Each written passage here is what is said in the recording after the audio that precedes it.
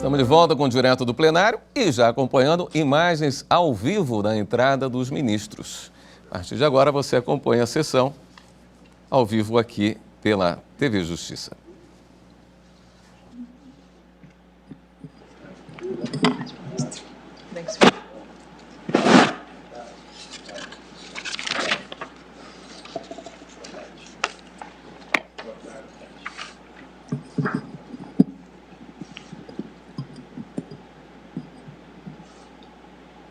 Uma boa tarde a todos, obrigada, podemos nos sentar.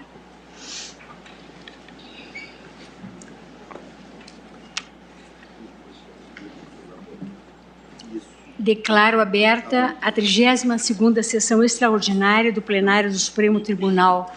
Federal. Passo de imediato a palavra à senhora secretária para a leitura da ata da sessão anterior.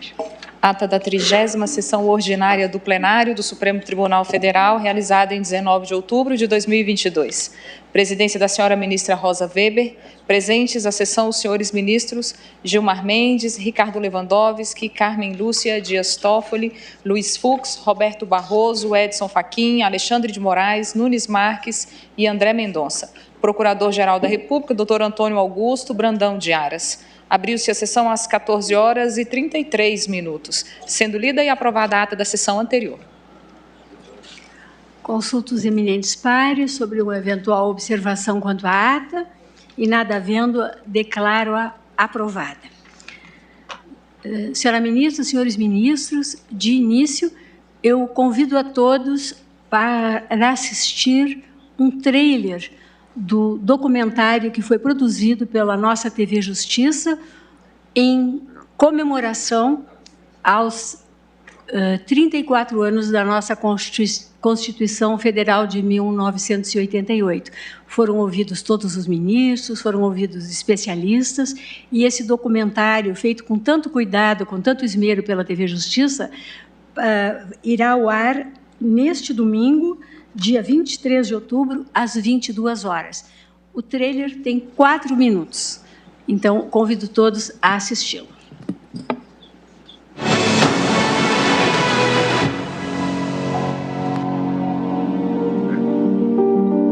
A Constituição de 1988, a Constituição Cidadã, foi um marco na história contemporânea do Brasil. Escrita por mulheres e homens eleitos pelo povo brasileiro, a nova Carta virou a página do período autoritário do regime militar. Nossa Constituição completa, neste 5 de outubro de 2022, 34 anos desde a sua promulgação em 1988. Podemos celebrá-la sob vários prismas, com destaque para a relevância do compromisso com as conquistas democráticas na construção de uma sociedade livre, justa e solidária. A Constituição de 1988 fez uma transição muito bem sucedida de um regime autoritário, intolerante e muitas vezes violento para uma democracia constitucional. Nós temos tido o mais estável regime institucional desde 1889, portanto, desde a proclamação da República. É o maior período de estabilidade democrática no Brasil. E isso se dá, ao meu ver, pelo fato da Constituição ter estabelecido um novo equilíbrio entre os poderes. A Constituição Federal de 1988 rege a partir do eixo axiológico da dignidade humana, da liberdade, da igualdade, o mais longo período de estabilidade institucional da história republicana do Brasil. A principal contribuição da Constituição foi ter posto o cidadão brasileiro no centro do direito e do direito constitucional. E nós temos uma sociedade que busca e tem como desafio constitucional no seu artigo 3º o fim das desigualdades entre as pessoas, desigualdades econômicas, desigualdades sociais, desigualdades regionais. A institucionalização do Estado brasileiro e a criação de parâmetros para uma sociedade que preze a liberdade, a justiça e a solidariedade é, em meu modo de ver, o principal fruto que nós colhemos dessa Constituição de 88. Os fundamentos que ela enumera para a nossa República são baseados na soberania popular, na cidadania, no desenvolvimento nacional e na valorização do trabalho humano. Falar em Constituição é falar em esperança, em reconhecer os valores de um povo que foram codificados e decifrados e transmitidos através de um documento que é a nossa Constituição. A nossa Constituição é uma das mais avançadas do mundo, sobretudo no que diz respeito ao capítulo relativo aos direitos e garantias fundamentais. A Carta Magna de 1988 faz aniversário neste mês de outubro e a TV Justiça apresenta o documentário 34 anos da Constituição Federal. Uma análise sobre as conquistas que o novo texto trouxe à sociedade, à democracia e à liberdade no Brasil, nas palavras de quem construiu e de quem faz cumprir a lei suprema do país.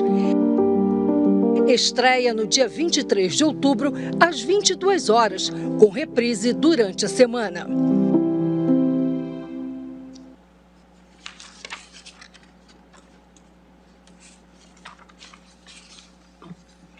Esse é o trailer. Teremos a oportunidade de assistir o documentário integral, então, a partir do dia 23 de outubro, às 22 horas, porque nessa data se dará a sua estreia, mas depois há reapresentações. Eu vou fazer o pregão, senhora ministra, senhores ministros, para a continuidade de julgamento da ação direta de inconstitucionalidade por omissão 59, sob a minha relatoria. E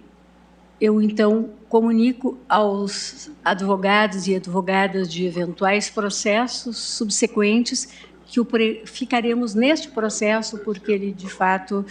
ele vai exigir debates e o meu próprio voto é bastante longo. Assim, se quiserem, né, se ausentar, não serão surpreendidos com notícia de pregão posterior. Retomando, chama julgamento para continuidade, ação direta de inconstitucionalidade por omissão 59, procedente do Distrito Federal, sob a minha relatoria, em que requerentes, o Partido Socialista Brasileiro, PSB,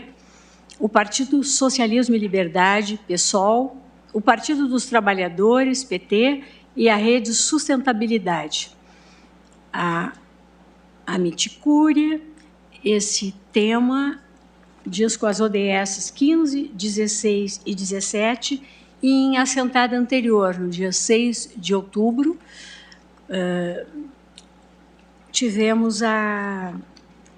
o relatório e a relação e a realização das sustentações orais com a subsequente suspensão do julgamento, que agora retomo, saudando os eminentes ministros, o senhor Procurador-Geral da República, o senhor Advogado-Geral da União, as senhoras e senhores advogados, em especial aqueles que sustentaram com competência da tribuna, mais uma vez contribuindo para que melhor reflitamos sobre o tema. A escuta, faço questão de registrar, a escuta dos argumentos defendidos nesse plenário, na assentada anterior, e a sua contestação pública, inclusive com o pedido de esclarecimento que foi então formulado pelo ministro Luiz Edson Fachin, na minha visão, enriqueceram sobremaneira o aporte informacional produzido nesse processo de natureza estrutural, como enfatizei, que já contava com qualificadas manifestações escritas e com os resultados da audiência pública realizada. Esse julgamento está inserido no contexto da chamada pauta verde, integrando assim a cadeia decisória dos casos referentes a tutela do meio ambiente e da segurança climática, que, todos sabemos, reclamam maior urgência na solução e contínua vigilância constitucional, uma vez que afetam tanto questões do tempo presente, quanto, e de forma direta, do tempo futuro, com reflexo nas próximas gerações. O problema constitucional posto para deliberação desta Suprema Corte, como relatei, circunscreve-se à alegação de omissão inconstitucional por parte da União quanto ao funcionamento adequado e suficiente de política pública financeira materializada no Fundo Amazônia, tida como essencial para o adimplemento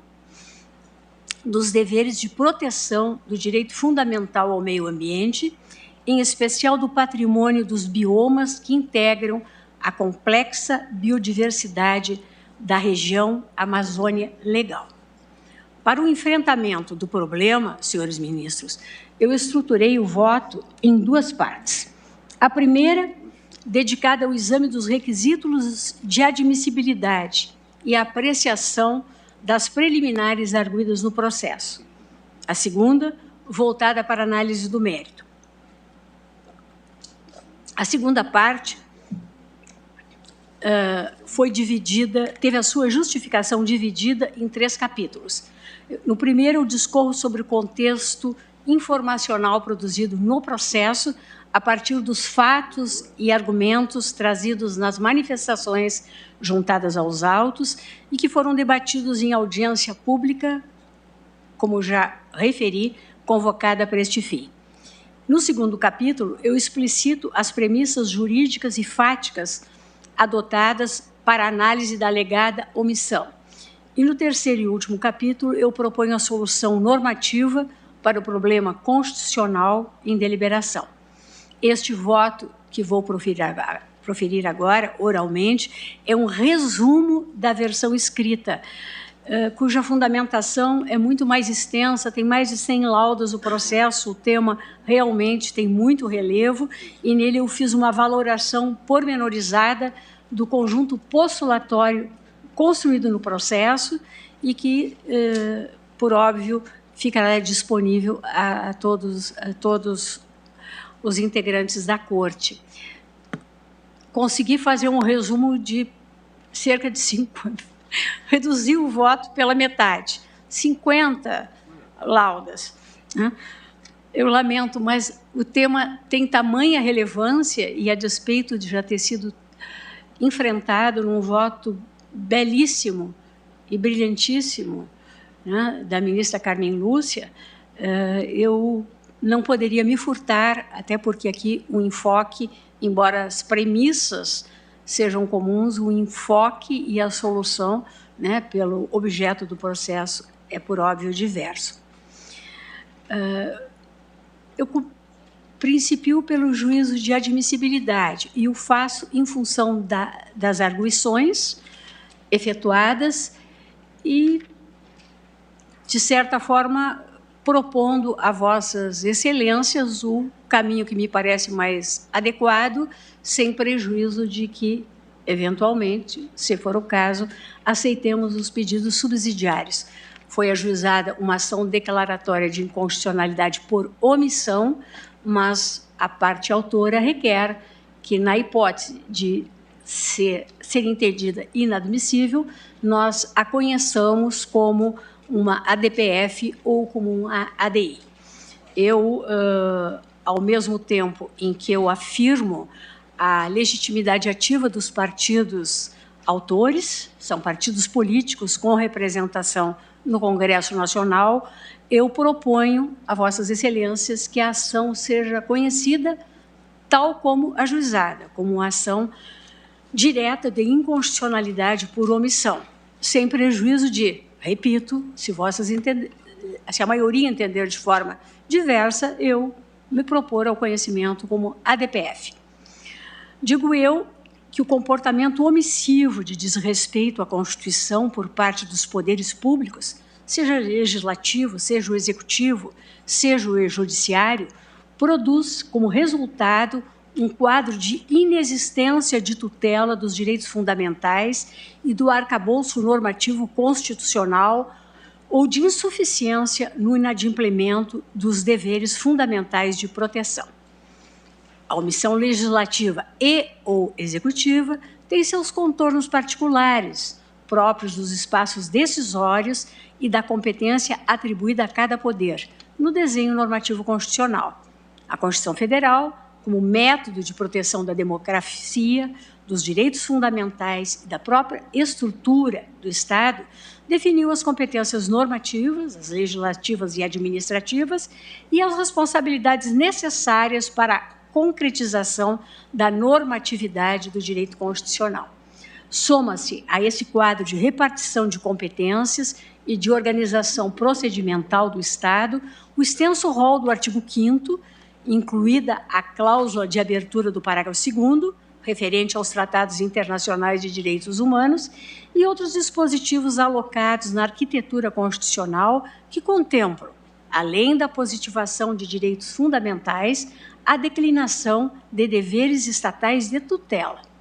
A noção de deveres fundamentais é pressuposto principal para a adequada conformação e o controle de validade das respostas formuladas pelos poderes públicos no Estado constitucional. Todos sabemos. E sua incidência assume maior relevância na arena dos direitos de caráter prestacional, a exemplo dos direitos sociais e ambientais, porquanto exigem, por sua própria natureza, prestação de fazeres normativos e fáticos para sua concretização. Nesse sentido, a proteção dos direitos fundamentais assegurados pela Constituição reclama, por vezes, para sua efetividade, a edição de normas regulamentares administrativas e legislativas. Todavia, essa exigência de adimplemento dos deveres de legislar e de proteção fático-normativa nem sempre está expressa no texto constitucional, à semelhança da norma constitucional impositiva do dever de legislar. Por isso, o fundamento do dever normativo de tutela deriva, a meu juízo, da estrutura do direito fundamental em deliberação, a qual transparece na fase da sua concretização. Quer isso dizer que não cabe ao Constituinte, nem poderia, sob o ponto de vista técnico, dada a dinâmica da conjuntura política e normativa, antever previamente as proteções necessárias à acomodação prática dos direitos fundamentais. Como é sabido, a prescrição do artigo 5º, parágrafo 1º da nossa Constituição, ao afirmar a aplicabilidade imediata das normas definidoras dos direitos e garantias fundamentais, não diz muito nem esgota sobre a prática constitucional. A aplicação normativa imediata dos direitos fundamentais, ainda que não dependa diretamente de atos legislativos, exige do Executivo a criação das condições necessárias para a sua realização por intermédio de prestações normativas e fáticas de tutela. O dever constitucional normativo de tutela aos direitos fundamentais, direcionado a quaisquer dos poderes, significa, em essência, a exigibilidade do exercício das competências constitucionais públicas necessárias para fornecer as condições estruturais e materiais de realização daqueles. Interpretação contrária equivale a afirmar que a discricionariedade normativa dos poderes legislativo, executivo e mesmo do judiciário abarca possibilidade de negação ou frustração do Estado constitucional em favor da vontade ou suposta liberdade de conformação do legislador ou administrador. Ou seja, a lógica da supremacia da Constituição Federal e do correlato imperativo de tutela dos direitos, vinculativa aos particulares e poderes constituídos, cederia às vontades públicas majoritárias ocasionais. Uma distinção a que ser feita, entretanto. A forma de concretizar os direitos fundamentais integra o espaço de conformação prática dos poderes públicos, em especial do Legislativo e do Executivo. No entanto, Essa liberdade decisória inerente à formulação da política normativa, ela tem como vetor de atuação, a meu juízo, o dever de tutela dos direitos fundamentais. A proteção não é discricionária, e sim as formas e modos de sua implementação, desde que observado o postulado da proporcionalidade em sua dupla face proibitiva, do excesso da intervenção na esfera de proteção de direitos fundamentais e da insuficiência da sua tutela. Seguindo essa linha interpretativa, com as premissas estabelecidas, eu refuto a alegação de inadmissibilidade desta ação constitucional, porque ausente, aspas, norma constitucional desprovida de aplicabilidade imediata, cuja eficácia dependa de concretização legislativa ou regulamentação infralegal por parte de poder ou órgão da administração pública. Fecho aspas. O enquadramento normativo da omissão inconstitucional, no atual estágio de desenvolvimento da teoria e prática constitucionais, não corresponde à fórmula simplista de inadimplemento de mandamento constitucional específico e direto. Nesse contexto, surge a centralidade do processo constitucional e surge também a constelação dos instrumentos necessários para a adequada e efetiva tutela dos direitos constitucionais e do desenho organizatório e procedimental do Estado. Mais especificamente, a previsão de ações vocacionadas ao controle desse estado de omissão normativa em sentido amplo. Ademais, perfazem esse desenho do processo constitucional as técnicas de controle da insuficiência normativa nos casos concretos de feição subjetiva. Realmente, a ação direta de inconstitucionalidade por omissão, como se infere do artigo 103, parágrafo 2º da Constituição, tem por objeto o controle das condutas marcadas pela inércia governamental, seja total ou parcial, na dicção do permissivo constitucional e na linha decisória dessa Suprema Corte, entendo que o cabimento da ação direta de inconstitucionalidade tem lugar sempre que a ausência de medida normativa legislativa ou administrativa aponte para inefetividade total ou parcial de norma constitucional, ainda que inexista dever normativo expresso. Em particular, o fenômeno da omissão normativa do administrador assume feição complexa na teoria e na prática constitucionais contemporâneas. Isso porque os deveres de tutela impostos ao administrador podem ser derivados tanto do plano normativo, que engloba as atividades legislativas primária e secundária, como regulamentos, quanto do plano material de prestações fáticas imprescindíveis para a viabilização dos direitos fundamentais. Além disso, o espaço de conformação administrativa deve ser assegurado como critério de validade das escolhas políticas. A ideia de que o controle das omissões inconstitucionais se concentrava principalmente nas hipóteses de normas constitucionais limitadas não subsiste na experiência constitucional mais atual, uma vez que o déficit de regulamentação dos direitos fundamentais decorre não do comando normativo expresso do dever de legislar, mas da insuficiência de sua proteção. Essa engenharia institucional coloca em evidência o papel do administrador,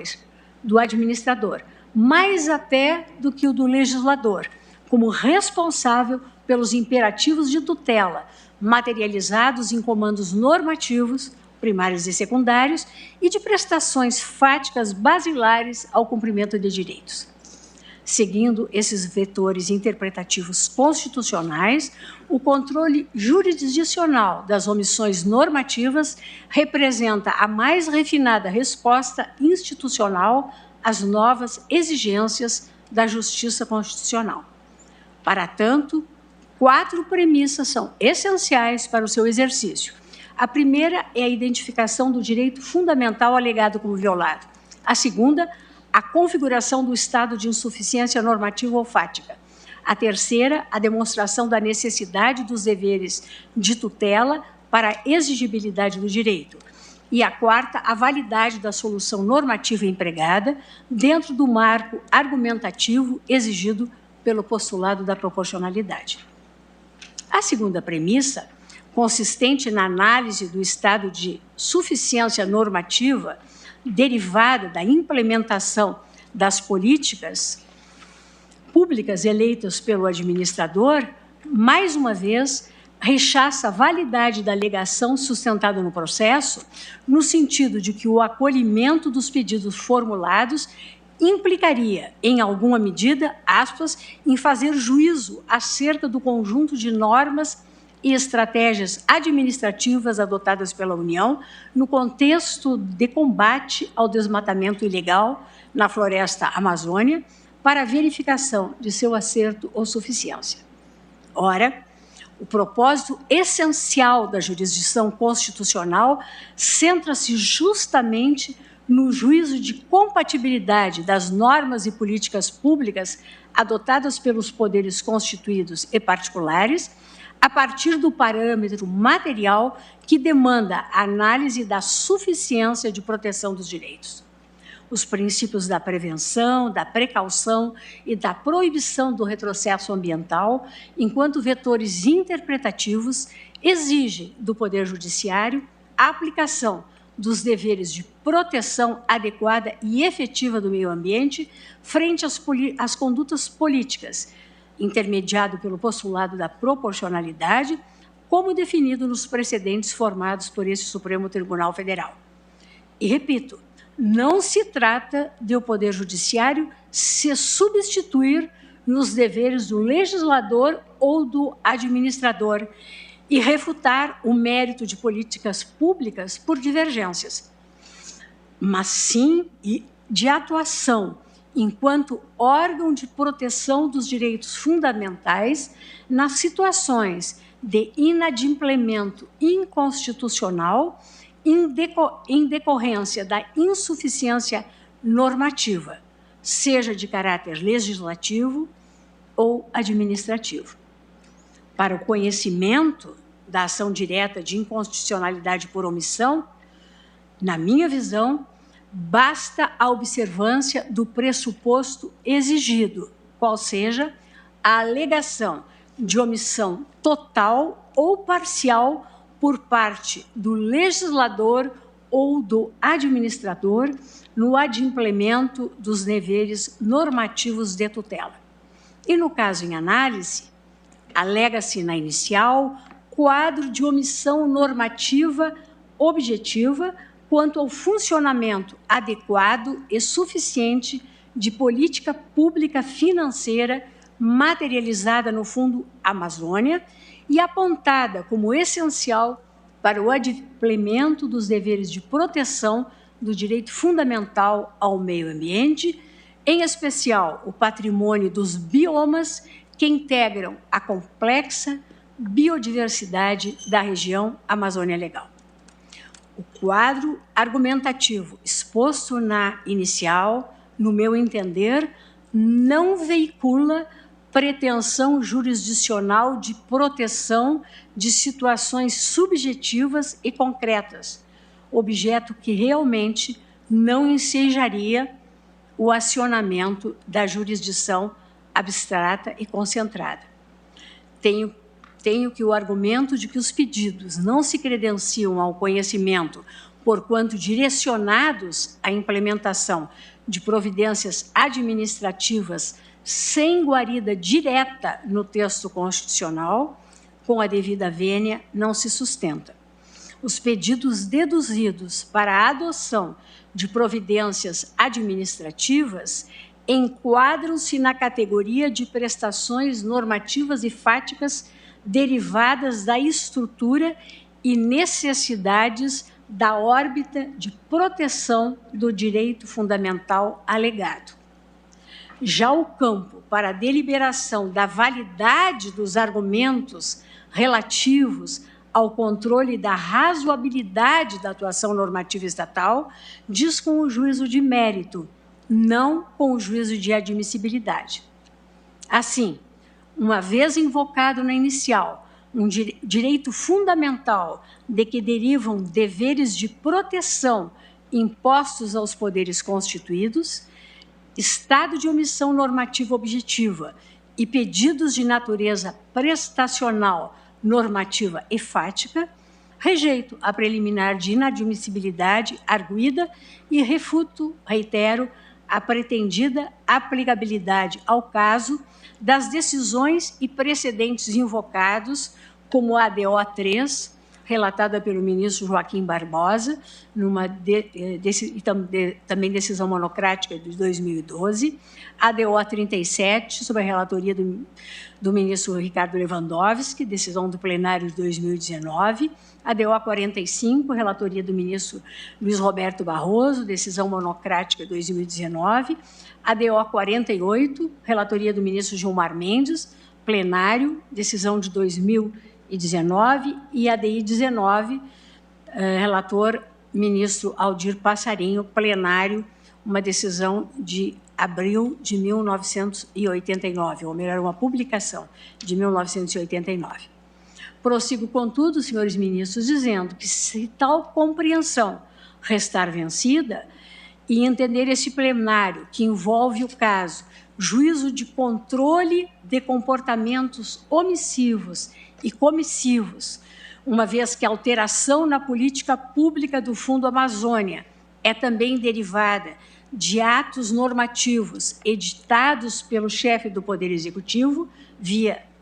decreto, são 3, não tenho qualquer objeção ao acolhimento do pedido subsidiário para que seja conhecida esta ação constitucional como arguição de descumprimento de preceito fundamental na linha decisória do que foi definido ao julgamento das ADPFs 347, 706, 7709 e 635,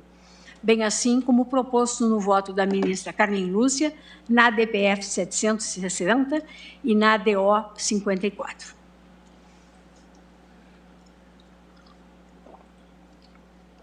Entendo assim, senhores ministros, que a ação é admissível e, por estar o processo devidamente instruído para julgamento do mérito, nos termos daquele extenso relatório que fiz a Vossas Excelências na assentada anterior, eu proponho, na esteira da consolidada jurisprudência deste Supremo Tribunal, a conversão do procedimento do artigo 5º da Lei 9882 de 99, referente ao julgamento da medida cautelar, em julgamento definitivo de mérito. E apenas como esse processo já sofreu uma suspensão, um adiamento, eu vou proferir o meu voto in totum, ainda que Vossas Excelências, eventualmente, eu venha a ser vencida quanto ao conhecimento, quer como ADO, quer como ADPF, eu vou prosseguir no voto, se não houver oposição dos colegas. Passo ao enfrentamento, portanto, do mérito, dizendo que a solução do problema jurídico-constitucional passa, a meu juízo, pela interpretação adequada de 4 premissas, que dizem com a valoração dos aportes informativos e argumentativos produzidos na audiência pública no que toca às políticas públicas da Amazônia Legal. E eu aqui digo a Vossas Excelências que a audiência pública foi riquíssima e nela foram expostas diferentes visões, né, e que procurei detalhar com bastante ênfase no voto escrito. A segunda premissa diz com os quadros normativos e fáticos da Amazônia Legal, a terceira com o Fundo da Amazônia como política pública ambiental financeira e a quarta premissa com o conteúdo do direito fundamental ao meio ambiente e os correspondentes deveres de proteção e tutela do direito a mínimo ecológico. Em exame a primeira dessas 4 premissas, Aqui diz com a valoração dos aportes informativos e argumentativos produzidos na audiência pública, no que toca às políticas públicas da Amazônia Legal, eu destaco o seu relevo à luz, reitero, do riquíssimo conjunto probatório e discursivo construído nesta audiência pública realizada,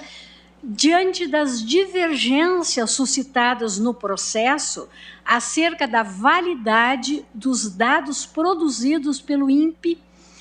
da importância do Fundo Amazônia na execução dos objetivos estratégicos e das políticas públicas ambientais direcionadas à prevenção e controle do desmatamento na Amazônia Legal. O espaço deliberativo da audiência pública deu ensejo ao debate de 3 questões centrais subjacentes ao núcleo desta demanda constitucional, que são a validade dos dados produzidos pelo INPE,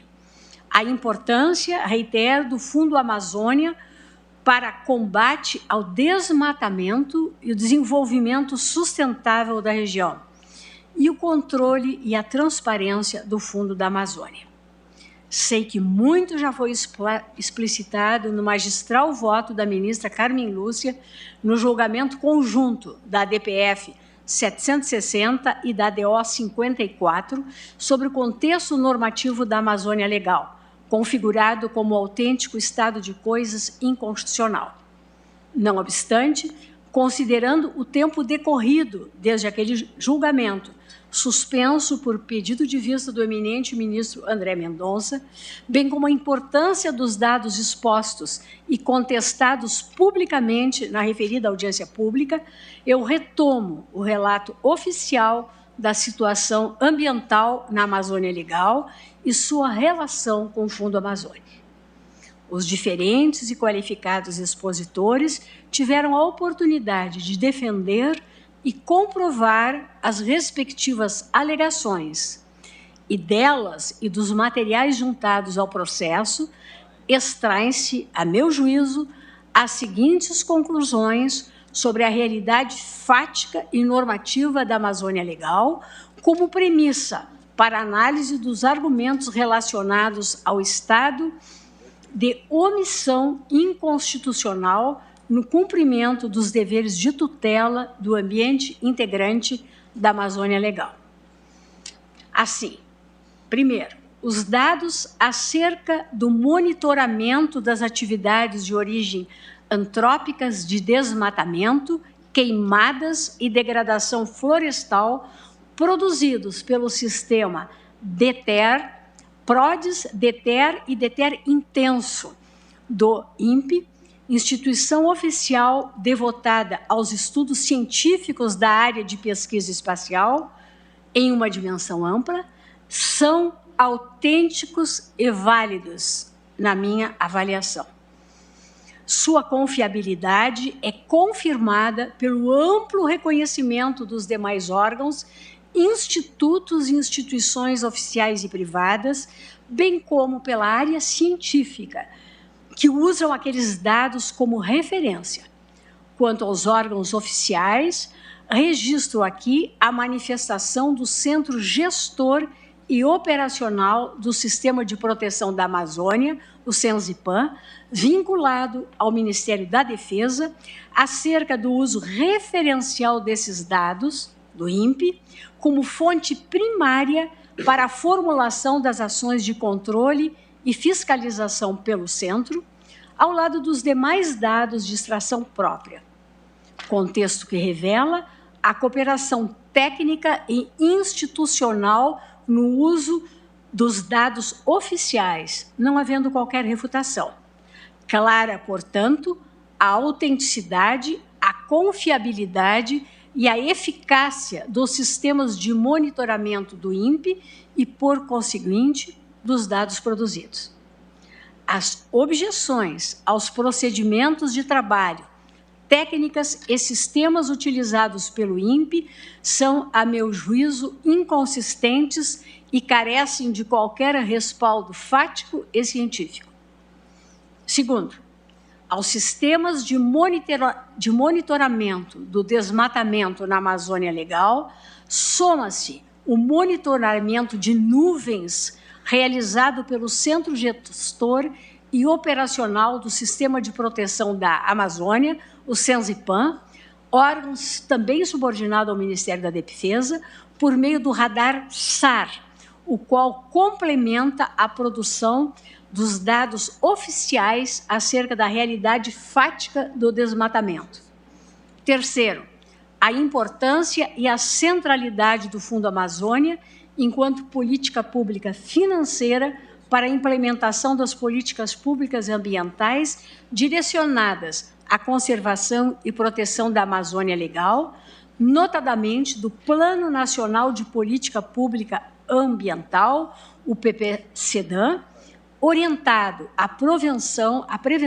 e controle do desmatamento na região, conforme atestam os dados do Ministério do Meio Ambiente, deduzidos nos relatórios de atividade do PPCDAM, apresentados ao final de cada fase, e do INPE. A materialização de tais políticas ocorre por meio de eixos de ações, como a gestão de florestas e áreas protegidas, controle, monitoramento e fiscalização ambiental, manejo florestal sustentável, atividades econômicas a partir do uso sustentável da vegetação, zoneamento ecológico e econômico, ordenamento territorial e regularização fundiária, conservação e uso sustentável da biodiversidade e recuperação de áreas desmatadas. Quarto, a confirmação das dimensões qualitativas, operativas e responsivas do Fundo Amazônia, submetidas a controles de auditorias externas e independentes, bem como do Tribunal de Contas da União. Quanto ao ponto, importante o relatório de avaliação, número 1.030.637, da Controladoria Geral da União, sobre a governança do Fundo Amazônia, exercida pelo Ministério do Meio Ambiente, relatório este publicado em junho deste ano de 2022. Quinto, a formação de quadro de críticas e sugestões de aperfeiçoamento do financiamento do fundo, fatores a serem levados em consideração pelo BNDES e todos os atores envolvidos e solucionados por meio de constantes diálogos e construções de consenso. Sexto, a consolidação de Estado desconforme e desestruturante na Amazônia Legal, nas dimensões normativa e fática, que indica autêntico quadro de tutela insuficiente do bioma por parte do Estado brasileiro. Em outras palavras, o argumento sustentado contra a validade dos dados e informações acerca do estado atual de coisas na Amazônia Legal, em decorrência da adoção de medidas normativas insuficientes para a tutela adequada do bioma, não se sustenta por ausência de respaldo probatório mínimo, ficando apenas no campo da retórica genérica e inespecífica. Uma observação: a necessidade de aprimoramento do fundo e sua metodologia de operação ficou evidenciada nas exposições, notadamente quanto à implementação dos projetos pelos estados e respectivo controle, bem como no tocante à remoção das dificuldades de acesso por outros atores institucionais e sociais, como os municípios. Contudo, esse problema é derivado mais da baixa institucionalidade municipal do país e de outros fatores do que da estrutura e governança do próprio fundo. Como afirmei, o consenso construído na audiência pública a partir da dissuasão das controvérsias e impugnações foi no sentido da relevância do fundo como a principal política financeira atual, responsável pela concretização dos projetos ambientais na região da Amazônia Legal. Os ajustes exigidos para o funcionamento do fundo, como resposta para as debilidades institucionais que apresenta, devem ser discutidos na arena própria com as autoridades responsáveis, inclusive no âmbito dos órgãos que estruturam a governança do fundo, como igualmente constatado no relatório de avaliação a que me referi, formulado pela CGE. Todavia, está exatamente a página 29 do relatório da CGE, este é agora de junho de 2022. Todavia, esse ponto não impõe sua desconstituição, porquanto opera no plano da eficiência e não da sua validade. De qualquer forma, essas questões não integram o objeto da presente deliberação, ficando restrito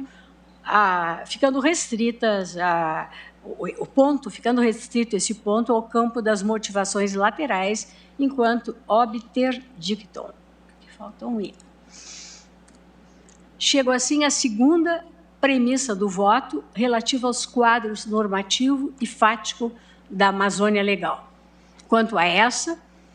como já foi brilhantemente desenvolvida e debatida neste plenário, no voto da ministra Carmen Lúcia, nas ações constitucionais, repito, 754, vou me eximir de uma fundação oral mais extensa, a qual está devidamente explicitada no voto escrito. Farei apenas algumas considerações sobre o ponto,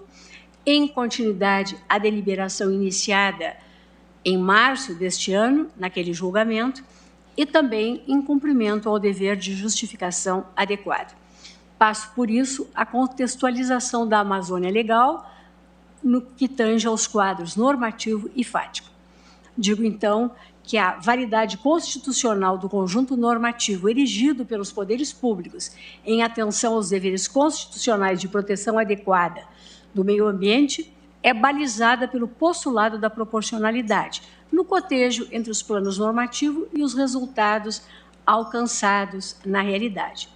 Por isso, indispensável a compreensão do contexto normativo e fático circundante à Amazônia Legal, o qual se constitui, na quadra atual, pelo incremento do desmatamento e da degradação florestal, conforme resultados averiguados,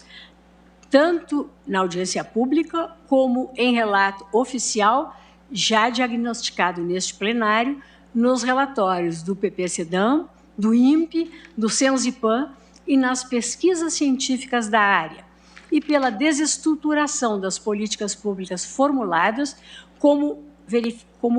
aludi no tópico antecedente, ainda que de forma muito resumida. Mas, no voto escrito, Vossas Excelências terão todo o detalhamento. Quanto ao ponto, cabe esclarecer que a Amazônia Legal,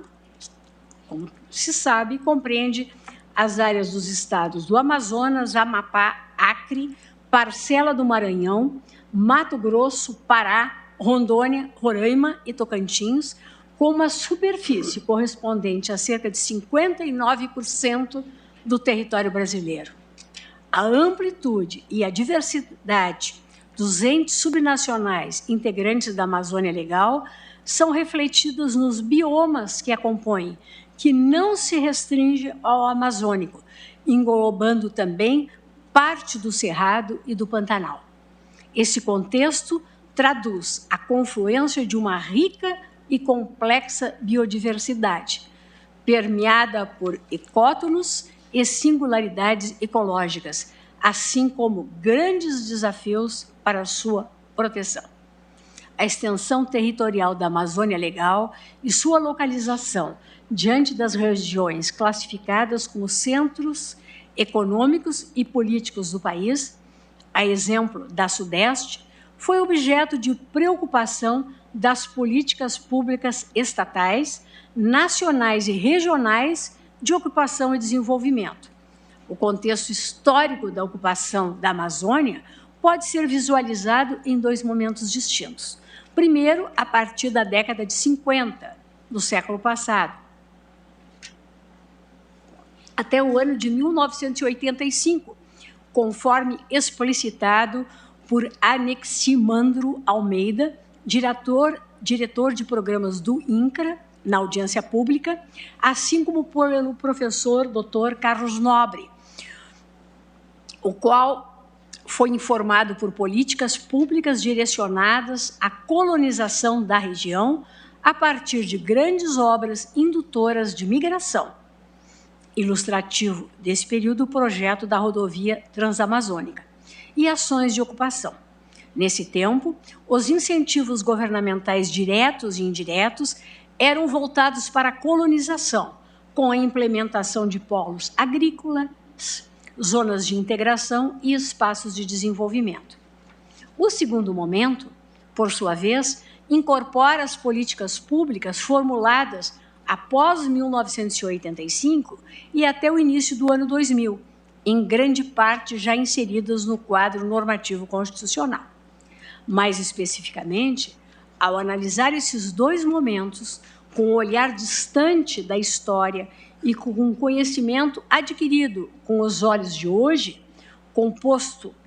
nos serviços ecossistêmicos da floresta, nos efeitos da mudança climática, nas potencialidades do desenvolvimento sustentável, da bioeconomia e da tecnologia de monitoramento e controle, forçoso concluir que a linha identificadora do processo de ocupação e desenvolvimento econômico passara necessariamente pelo desmatamento, conforme exposto pelo professor Dr. Carlos Nobre, que se apresentou na audiência pública e ainda juntou ao memorial. Na mesma linha de raciocínio, o estudo elaborado pelo professor Ricardo Abromovai, bem como os registros de propaganda da época. Esse padrão de desenvolvimento econômico e social da Amazônia, fundado no desmatamento como principal método de colonização, é ratificado pelos dados do INPE, publicados no primeiro relatório dedicado ao monitoramento da alteração da cobertura florestal da Amazônia Legal. A despeito do cenário de desconformidade fática e insuficiência normativa dos planos estatais de controle do desmatamento e proteção da Amazônia Legal, cumpre assinalar que o ano de 1992, após a Conferência das Nações Unidas sobre o Meio Ambiente e Desenvolvimento, ocorrida no Rio de Janeiro, o Rio 92, foi determinante para a inserção de uma nova perspectiva na formulação das políticas ambientais nacionais.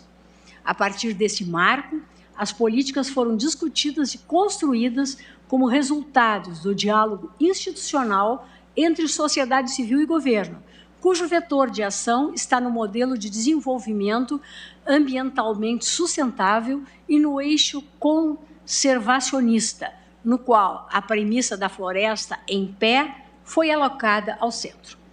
Ilustrativos dessa virada estatal, o programa piloto para a proteção das florestas tropicais do Brasil, ratificado na Rio 92, cuja finalidade estava centrada no desenvolvimento de estratégias inovadoras para a proteção e uso sustentável da floresta amazônica e da Mata Atlântica, associadas às melhorias na qualidade de vida das populações locais. E o Sistema de Proteção da Amazônia, o CIPAM, iniciativa da Política de Defesa Nacional, por decreto de número 1049, de 1994, que teve como um de seus produtos o projeto do Sistema de Vigilância da Amazônia, o CIVAM, em que se definiu a estrutura tecnológica, decreto de 1999, ambos sistemas detalhados na exposição do Senzipan na audiência pública. No ponto, destaco o significado temporal da década de 80 para a reorientação da política pública ambiental, não obstante a incoerência sistemática com a realidade e outras políticas de ocupação regional.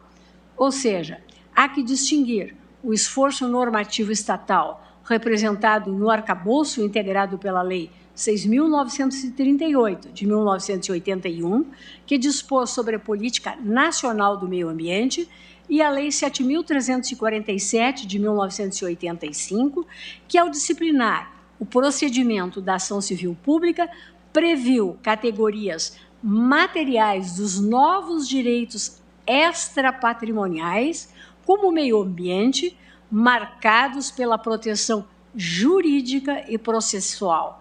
integral e inibitória. Não obstante essa virada no marco da formulação das políticas públicas estatais, os índices de desmatamento foram exorbitantes. Por isso, em 2004, considerados os índices progressivos e elevados de desmatamento, cuja máxima chegou a 27.772 quilômetros quadrados, foi criado o Plano de Ação para a Prevenção e Controle do Desmatamento na Amazônia Legal, o PPCDAM, com o objetivo de reduzir o desmatamento, a degradação florestal e a promover o desenvolvimento sustentável na região. No mesmo período, foi criado o Sistema DETER, para contribuir com o PRODES na identificação dos espaços de desmatamento e queimadas, como a nova metodologia de acompanhamento de alertas. A partir desse momento, que classifico como terceiro marco temporal na linha evolutiva da Política Nacional Ambiental, em razão da fiscalização, ações de controle das atividades ilegais e criação de unidades de conservação, houve significativa inversão das taxas de desmatamento. Por exemplo, entre os anos de 2004 e 2012, o índice de redução chegou ao patamar de 83%. O PPCDAM, como desenvolvido, foi estruturado a partir de ações articuladas em torno de 3 eixos temáticos principais: o ordenamento fundiário e territorial, o monitoramento e o controle ambiental e fomento às atividades produtivas sustentáveis. Para cumprir com os objetivos propostos, foi dividido em 4 fases, cada qual com suas estratégias de implementação. A primeira fase, de 2004 a 2008, ficou concentrada na ação de infraestrutura ambiental, a partir do ordenamento territorial e fundiário, bem como nas ações de monitoramento e controle e fomento às atividades produtivas sustentáveis. A segunda fase, de 2009 a 2011, prosseguiu com os mesmos objetivos gerais da primeira e trabalhou com técnicas de aperfeiçoamento dos projetos. Nessa segunda fase, houve a convergência dos eixos de ação PPCDAM com os outros planos governamentais, como o Plano Nacional sobre Mudança do Clima e o Plano Amazônia Sustentável, e a contribuição do Fundo Amazônia para a execução das políticas aprovadas. Ademais, a toada do eixo do ordenamento fundiário prosseguiu com a política de regularização de imóveis rurais por meio da Lei 11.952, de 2009. Já a terceira fase, de 2012 a 2015, teve o desafio de promover ações condizentes com o cenário de desmatamento mais baixo e pulverizado ao longo do território. Por isso, foram aprimoradas as técnicas para monitoramento e controle ambiental e potencializada a destinação de terras públicas federais, dentre outras ações. Esse texto relativo à terceira fase está entre aspas, porque eu estou fazendo transcrição. Nessa, igualmente, as estratégias foram elaboradas em conjunto com as exigências das metas de redução inseridas no marco do Plano Nacional de Mudança Climática e com a consideração do Fundo Amazônia. Nesse contexto, o PPCDAM foi a base da principal meta da Política Nacional de Mudança do Clima, de reduzir o desmatamento em 80% até o ano de 2020, em relação à média verificada entre 1996 e 2005. O plano foi se mostrando mais difícil de ser cumprido a partir de 2013, quando as taxas de desmatamento voltaram a subir, e entre 2012, quando atingiu o menor índice, e 2019, houve um aumento de 113% na taxa de devastação. Ou seja, a observância do referido plano PPCDAM logrou resultados significativos e relevantes em suas duas primeiras fases, 2004 a 2008 e 2009 a 2011, cumprindo com as metas nacionais de redução. Todavia, na terceira fase, a partir de 2013, verificou-se tendência de aumento do desmatamento e da degradação florestal, como vimos com as imagens e com a deliberação iniciada na assentada antecedente. A aridez desses dados, a despeito da sua enorme relevância, mas esta aridez é tanta que eu pedi que se projetassem alguns gráficos a Vossas Excelências. Lá está o primeiro, né, para que eu não os canse ainda mais com esses números todos. Então, lá está o gráfico da redução do desmatamento e as fases do PPCDAM. São dados oficiais e a projeção se faz para facilitar a compreensão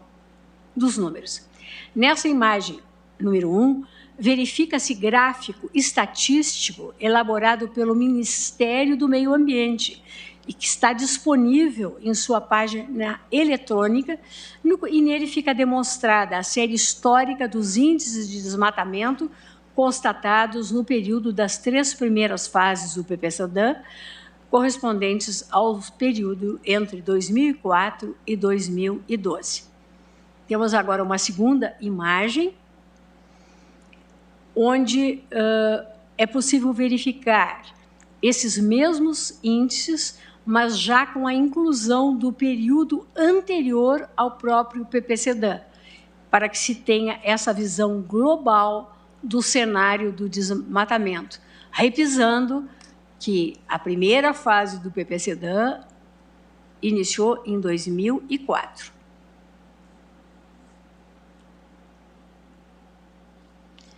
Já na quarta fase do PPCDAM, que abrange o período de 2016 a 2020, ao revisar os objetivos traçados até então, definiu-se como estratégias prioritárias de atuação a regularização fundiária e o ordenamento territorial, fortalecendo as áreas protegidas, a promoção da responsabilização pelos crimes e infrações ambientais, a efetivação da gestão florestal compartilhada, a prevenção e o combate aos incêndios florestais, o aprimoramento do monitoramento da cobertura vegetal, a promoção do manejo florestal sustentável e da sustentabilidade dos sistemas produtivos agropecuários, a implementação dos instrumentos normativos e econômicos, por fim, para controle do desmatamento ilegal. Na execução desta quarta fase, contudo, os dados consolidados revelam a estabilização da tendência de incremento do desmatamento e da degradação florestal, com o consequente decréscimo da efetividade do plano no adimplemento dos eixos temáticos recomendados. Nesse sentido, as taxas verificadas pelo INPE. Os dados do sistema DETER, que guarda relação com os alertas diários de desmatamento, indicam o paulatino aumento no número de alertas diários de desmatamento, como podemos ver do gráfico identificado na imagem 3, que agora está exposta a Vossas Excelências. Essa imagem está disponibilizada na página Terra Brasílias, do INPES. E aí nós temos as áreas por anos. Importante, para ilustrar o contexto, trazer a série histórica atualizada do PRODES para a Amazônia Legal Brasileira, conforme essa imagem 4, cujo gráfico foi extraído da página do próprio INPE e que agora está exposta a Vossas Excelências com as taxas todas de desmatamento. Concordante com a realidade estatística exposta a partir desses dados do INPE e do Censipan, os correlatórios apresentados pelo projeto MAP Biomas em junho de 2021 e agora em junho de 2022, cujo objeto centrou-se na análise dos alertas de desmatamento verificados ao longo de 2019, 2020 e 2021. O PPCDAM, por seu turno, teve um encerramento de seu ciclo em 2020, oportunidade em que o Ministério do Meio Ambiente, com fundamento na atribuição de coordenação outorgada pelo Decreto 10.142 de 2019, que criou a Comissão Executiva para Controle do Desmatamento Ilegal e Recuperação da Vegetação Nativa, o CONAVEG,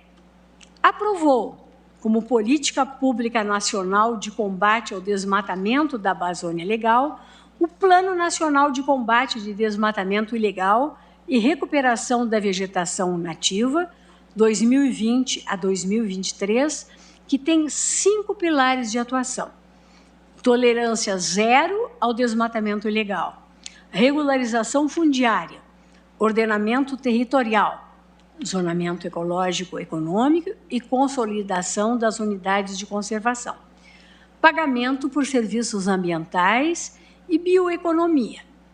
Eixos esses que, em razão das linhas de ação, podem ter apoiamento do Fundo Amazônia. Todavia, no plano apresentado, inexiste cronograma com detalhamento das ações e projetos a serem desenvolvidos para o cumprimento dos propósitos almejados. Em outros termos, o Plano Nacional de Combate ao Desmatamento Ilegal e Recuperação da Vegetação Nativa de 2020 a 2023 ainda possui alta carga programática, em detrimento da dimensão, da factibilidade e dos resultados almejados por ausência de estrutura operacional. As deficiências institucionais e operacionais do Plano Nacional de Combate de Desmatamento Ilegal e Recuperação da Vegetação Nativa, 2020 a 2023, foram constatadas no trabalho de auditoria do Tribunal de Contas da União, concluído no Acórdão 1758 de 2021, cujas razões a respeito neste ponto transcrevo. Aspas. Constatou-se que o Plano Nacional de Controle do Desmatamento Ilegal e Recuperação da Vegetação Nativa 2020-2023, aprovado em abril de 2020, e o seu plano operativo, aprovado em novembro de 2020, que substituíram o PPCDAM, encerrado em abril de 2020, não contém os elementos mínimos necessários para a sua adequada configuração. Leio agora o item 73. O Plano Nacional Controle do Desmatamento Ilegal e Recuperação da Vegetação Nativa, 2020-2023, plano aprovado pela CONAVEG em 23 de abril de 2020, é geral, abrangendo todos os biomas, não sendo específico para o bioma Amazônia ou para a Amazônia Legal, apesar de o plano, em seu contexto, falar da importância de se eliminar o desmatamento ilegal, principalmente na Amazônia Legal, ou citar a Amazônia em alguns trechos do texto. Esse plano é genérico e não traz uma série de informações fundamentais para que a sociedade e os próprios órgãos de governo envolvidos na sua implementação soubessem exatamente como o governo federal iria enfrentar problema tão grave e complexo. Prossigo na leitura da manifestação do TCU quanto ao item 74, aspas. Em 18 de 11 de 2020, em sua segunda reunião extraordinária, peça 245, a CONAVEG aprovou o plano operativo do Plano 2020-2023, peça 246, que consiste fundamentalmente de tabelas para cada um dos 5 eixos prioritários que fazem parte do plano apresentado no Plano 2020-2023, contendo os seguintes elementos: objetivos, linhas de ação, biomas, metas 2020-2023, indicadores, resultados esperados e instituições responsáveis. Ademais, prossegue o acórdão do TCU, os auditores da Corte de Contas detectaram ainda a falta de definição clara das competências dos principais atores responsáveis pela formulação e coordenação da política e a diminuição, ao longo do tempo, da participação das partes interessadas na elaboração e execução dessa política. Fecho aspas e prossigo. Considerada essa motivação, o Tribunal de Contas da União determinou ao Ministério do Meio Ambiente a apresentação de plano de ação para a implementação de providências necessárias, dentre as quais, ponto 9.1.1, promover a clara definição das funções, competências e responsabilidades das instituições nas estruturas e nos arranjos institucionais previstos no Plano Nacional de Controle do Desmatamento Ilegal e Recuperação da Vegetação Nativa, com seu respectivo plano operativo, em sintonia com o artigo 4º,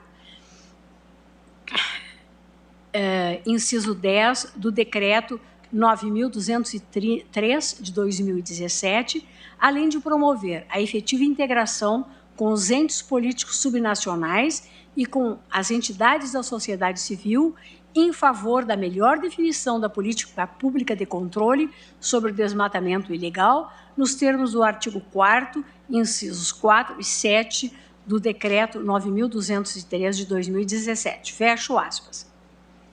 Essa decisão do Tribunal de Contas da União, inclusive, foi referenciada no relatório de avaliação número 1, Governança do Fundo Amazônia, exercida pelo Ministério do Meio Ambiente, relativo aos anos de 2009, 2020 e 2021, elaborada pela Controladoria Geral da União e elaborado e publicado em 28 de junho de 2022, ao qual já me referi. Prossigo. Pois bem, o estado de coisas acima identificado, constatado nos dados e argumentos aportados ao processo, conforme informações, ofícios e memoriais juntados, bem como as contestações havidas na audiência pública, ressoa a concordância na verificação empírica do cenário de tutela insuficiente do bioma Amazônia e seus amazônidos, assim como do Cerrado e os ecótonos circundantes que compõem a diversidade da região Amazônia Legal. Aqui, compartilho as razões de decidir, expostas com o brilhantismo costumeiro no voto da ministra Carmen Lúcia, no julgamento da DPF 760 e da DO 54, ambas de sua relatoria, oportunidade em que, em seu voto, declarou o estado de coisas inconstitucional em matéria ambiental na Amazônia Legal e cujo julgamento, como já referi, está suspenso por pedido de vista. Os fatos geradores, para a constituição os fatos geradores desse Estado normativo insuficiente e inconstitucional na Amazônia Legal são vários. Alguns visíveis e identificáveis, outros dispersos e implícitos, os quais explicito e justifico no meu voto escrito e deixo de apresentar aqui por convergirem com o que já foi exposto pela ministra Carmen Lúcia neste plenário. Cumpre-me apenas registrar, neste momento, que, dentre as causas identificáveis, aponta-se o inadimplemento das metas fixadas no principal plano de combate do desmatamento e degradação florestal na Amazônia, o PPCDAM, em sua última fase, de 2016 a 2020, como atestam os índices e taxas de consolidação do aumento da degradação florestal e do desmatamento. Tendência de progressão que sofreu variações de redução em meses localizados, em decorrência das operações Verde Brasil 1 e 2, como foi sustentado da tribuna. É verdade. Todavia, por sua natureza subsidiária e temporária, essas operações, a meu juízo, não têm capacidade de regularizar o estado normativo desconforme, porquanto essa demanda remoção de estruturas ilícitas, complexas e concorrentes. Apenas política de Estado, com planejamento contínuo e duradouro, tem capacidade institucional de reverter o quadro fático de devastação social, humana, normativa e de destruição ambiental. A necessidade do emprego e das Forças Armadas para este fim revela justamente essa capacidade, esta incapacidade institucional do Ministério do Meio Ambiente e dos órgãos responsáveis, como o IBAMA, em implementar a política pública nacional de combate ao desmatamento e à degradação na Amazônia Legal. O desgaste da política ambiental brasileira, em particular a política ambiental voltada ao combate ao desmatamento na Amazônia Legal, objeto de deliberação nesta ação constitucional, portanto, é sinônimo, na minha visão, da ausência e da insuficiência regulatória, fiscalizatória e dos incentivos governamentais indiretos para a retomada do modelo desenvolvimentista aliado à prática do desmatamento. Conjuntura essa que se agravou sobremaneira a partir de 2019, como demonstram os dados oficiais. Uma observação. Ao voltar aos mesmos dados e pesquisas convergentes nas evidências da edificação do atual Estado normativo inconstitucional em matéria de tutela da Amazônia Legal, desmatamento e degradação florestal, igualmente é correto afirmar que este Estado desconforme, outrora constituído, teve suas estruturas removidas, o que significa dizer que o comportamento estatal com uma política nacional cooperativa de combate, prevenção e controle ao desmatamento foi e é possível, com resultados eficientes e efetivos no quadro protetivo ambiental e de desenvolvimento sustentável. Políticas de comando e controle, fiscalização com responsabilização, incremento das tecnologias e sistemas de monitoramento, ordenamento territorial e fundiário, lógica conservacionista e apostas no modelo de desenvolvimento sustentável, hoje redimensionado para o conhecimento da bioeconomia, conhecida também Amazônia 4.0, são elementos indispensáveis para a retomada de política ambiental nacional. O desenvolvimento sustentável, inclusive, é uma resposta essencial para a conciliação do desenvolvimento com a preservação da floresta e suas comunidades, sem que isso implique recessão ou retrocesso econômico. Ao contrário, os resultados empíricos das 3 primeiras fases do PPCDAM atestam que a redução do desmatamento coincidiu com o progresso econômico. Ainda corroboram o valor da floresta em pé como premissa de desenvolvimento sustentável. As manifestações expostas na audiência pública realizada no bojo da DPF 708, referente ao funcionamento do Fundo do Clima, da relatoria do ministro Luiz Roberto Barroso. Esta audiência pública, convocada e presidida pelo ministro Luiz Roberto Barroso, que contou com ampla participação da sociedade civil, da academia jurídica e científica, do setor empresarial, das autoridades e órgãos públicos, produziu relevantes e essenciais informações acerca do quadro ambiental no Brasil, notadamente das políticas direcionadas à mudança climática, que necessariamente envolvem a proteção das florestas tropicais e o combate ao desmatamento enquanto fatores causais. A despeito do desenvolvimento sustentável e do crescimento econômico dos setores da pecuária, muito ainda há que se percorrer para um modelo de desenvolvimento econômico que apresente efeitos diretos para as comunidades e populações amazônicas. Como pontuado na audiência pública pelos respectivos secretários do Meio Ambiente dos estados da Amazônia Legal, todos ouvidos na audiência pública, e ainda pelas manifestações da FUNAI produzidas na mesma audiência. O retrato contemporâneo do quadro normativo e fático da Amazônia Legal, informado por retrocessos na conservação e desenvolvimento da Amazônia, com efeito,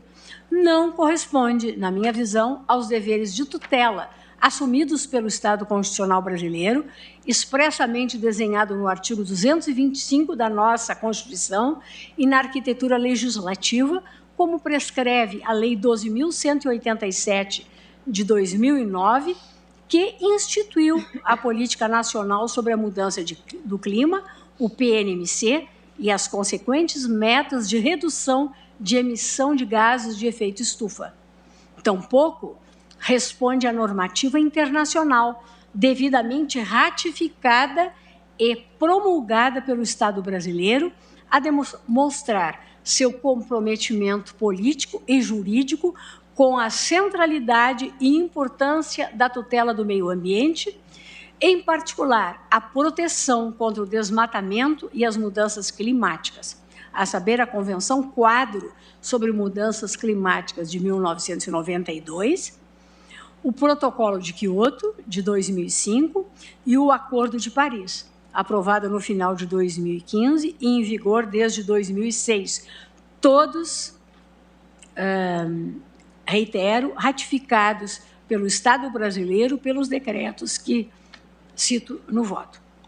Compreendidos os contextos normativos e fáticos da Amazônia Legal, passo, então, rapidamente, senhores ministros, a terceira premissa do meu voto, premissa essa central para a específica problemática que se apresenta neste processo. O Fundo Amazônia como a faceta financeira das políticas públicas de concretização do direito fundamental ao meio ambiente, como verdadeira política pública ambiental, financeira, elemento estruturante da proteção do meio ambiente. E explicito, senhores ministros, que o Fundo Amazônia é um mecanismo de pagamento por redução de emissões de gases de efeito estufa decorrentes do desmatamento e da degradação de florestas, chamado de REDD+, no cenário normativo internacional. Em outras palavras, é um incentivo de compensação financeira destinado a países em desenvolvimento formulado no âmbito da Convenção Quadro das Nações Unidas sobre Mudanças de Clima. Como a finalidade é compensatória, o fundo configura um instrumento financeiro condicionado à apresentação de resultados por parte dos países candidatos ao recebimento dos recursos. Por isso, a operação do fundo é sempre posterior aos resultados alcançados. Vale dizer, é um pagamento por performance no combate ao desmatamento e proteção das florestas, considerada a função de conservação de estoques de carbono florestal. O Fundo Amazônia, em dimensão mais genérica, integra o quadro de instrumentos econômicos de cooperação internacional em matéria de proteção ambiental,